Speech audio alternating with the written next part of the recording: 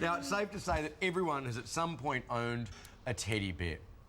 I didn't. Or a soft toy. Oh, okay. If you're Some couch, description. yeah, okay. Yeah, I had a teddy raccoon. Mum threw out. Anyway, poor old Scurry. Maybe when you're a kid, even as an adult. Anyway, haven't we all at some point wished they would come to life or just come back? Poor Scurry. He left you. He scurried away, didn't he? Yeah, I'm scurried for life. Of course, not all of our scurries are 7-foot-tall inflatable Japanese robots. Baymax is the cuddly robot star of Disney's next blockbuster, Big Hero 6. Our movie man, Jason Jabba Davis, has been bouncing up and down to see this movie. He joins us now. Jabs, this time last year, Frozen was hitting our screens. Of course, it's massive, box office, childhood sensation. Can Disney pull it off again with this one? What I love about Frozen, and good morning, Andrew, is that even Disney had no idea how enormous Frozen was going to be. I think that one of the biggest testaments to that was the merchandising, which was ordered in very small amounts. And as anyone as a parent of a young girl would know, the demand for the dresses, the costumes, the wigs, Even the toys, lots of etc. And the boys, of course, love dressing up as well. The Olaf onesie is a big hit. Carrots even were selling out.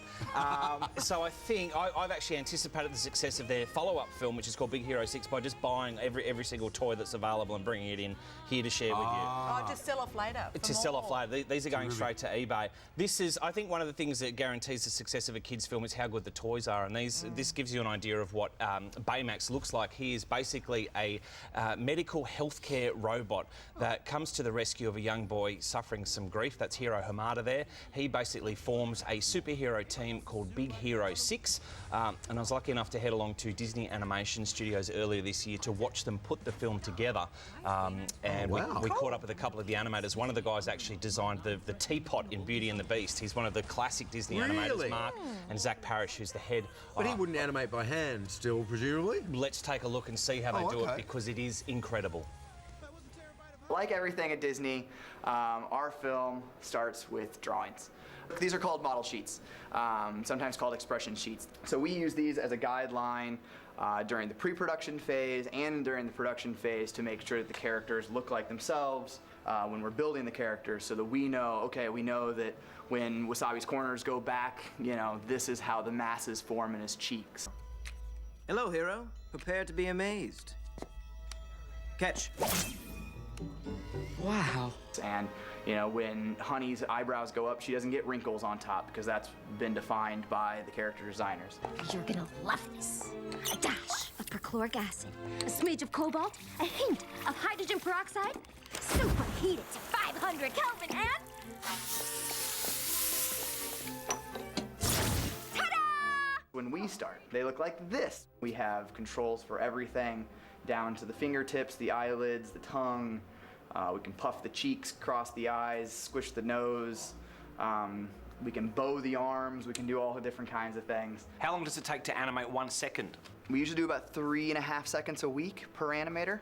It sounds incredibly slow, but it's actually, on this show, I think we got closer to 4 seconds a week per animator. Then we also had to supply the animation for all those characters. I gave all the animation supervisors the assignment of have the character walk into the cafe and sit down in a chair.